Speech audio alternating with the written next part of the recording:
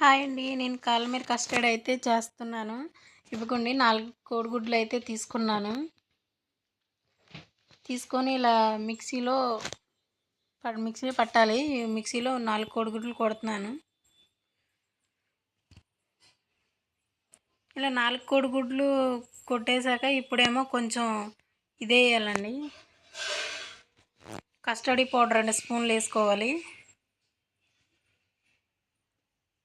ఎక్కువ కావాలనుకుంటే వేసుకోవాలి. నేనైతే 2 స్పూన్లు వేస్తున్నాను. 2 స్పూన్లు సరిపోద్ది. మరీ గట్టిగా కావాలనుకుంటే వేసుకోవచ్చు.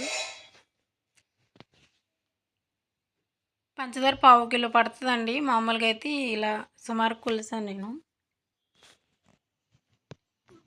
లీటర్ పాలకి 4 కోడిగుడ్లు పావు కిలో పంచదార పడుతుంది. మిక్సీ పట్టేశాక తర్వాత పాలు ఇలా వేసుకోవాలి. పాలు కూడా ఒక 2 సార్లు తిప్పాలి. ఈలోపు పంచదార కరగపెట్టుకోవాలండి. ఒక బౌల్ పంచదార వేసేసి హైలో పెట్టుకోవాలి. ఏమీ చేయవసరం లేదు, తనంతటికి అదే కరిగిపోద్ది.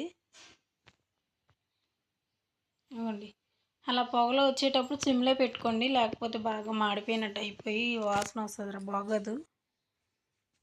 ఇలా బాగా పాకం గట్టిగా వచ్చేటట్టుగా ఇలా ఈ కలర్ వచ్చే వరకు ఉంచాలి. ఈ కలర్ వచ్చి బాగా పొంగు వస్తుందండి. పొంగు వచ్చేటప్పుడు మనం ఇలా బాక్స్లో పోసుకోవాలి. ఇలా బాక్స్లో పోసి అటు ఇటు బాక్స్ని తిప్పి జీడిపప్పు, బాదం పప్పును, వాల్నట్స్ ఉంటాయి కదా, మనకి ఏ కావాలంటే అవి వేసుకోవచ్చు. అయ్యేనే కాదు, అలా ఇట్లా అడుగునే ఇలా వేసేసుకోవాలి పాలు పొయ్యకు ముందే. ఇలా వేసుకొని ఇప్పుడు 3 రకాలు వేసేసాను. ఇప్పుడైతే పాలైతే పోసేస్తున్నాను నేను. పాలు పోసుకోవాలి.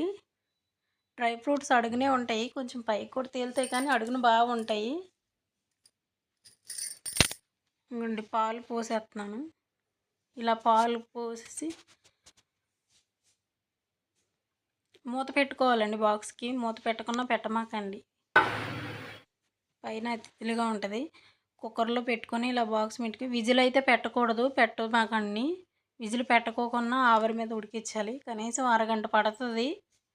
ఒక 10 నిమిషాలు హైలో పెట్టి మిగతా 20 నిమిషాలు మాత్రం సిమ్లోనే ఉంచుకోవాలి. ఇదిగోండి, మాదైతే అయిపోయింది, తీస్తున్నాను. మూత కొంచెం కాలుతుంది, అందుకని తీయడానికి ఇబ్బంది. ఇదిగోండి, కాలమీర కస్టర్డ్ రెడీ అయిపోయిందండి. చాలా బాగుంటుంది. చూసారా డ్రై ఫ్రూట్స్ ఎలా ఉందో? మీకు ఎలా నచ్చిందో లేదో కామెంట్